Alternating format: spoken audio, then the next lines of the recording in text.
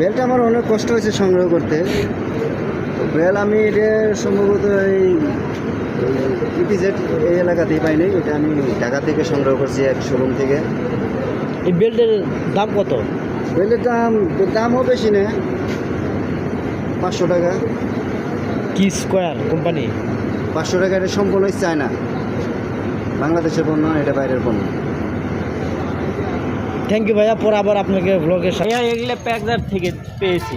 না, আপনি পেকজারের চাকরি করেন, বাস ভালো করে সেটা তো জানি, কিন্তু এই যে মানে আজকে কী কী পাইলেন একটু বন্ধুদের উদ্দেশ্যে যদি বলতেন, খুলে বলতেন আর কি, মানে খুলে দেখার লাগবে। না না, খুলে দেখাতে হবে না, এমনি মুখ দিয়ে বললে হবে জাস্ট। আছে লাচ্চা আছে, হ্যাঁ তারপরে মিষ্টি আছে, হ্যাঁ তারপরে দুধ আছে, হ্যাঁ, এই পর্যন্তই তো। যাক মাশাআল্লাহ, অনেক ভালো তো। তাহলে এবার কি ঈদে কি থাকবেন না বাড়িতে যাবেন? না, দেশে যাব। হ্যাঁ, দেশে যাব। ও দেশে যাবেন। তাহলে স্যালারি আপনার কি আসতে হয়? স্যালারি? হ্যাঁ, দিবে দিবে দিবে, স্যালারি দিবে। ও ফাইন।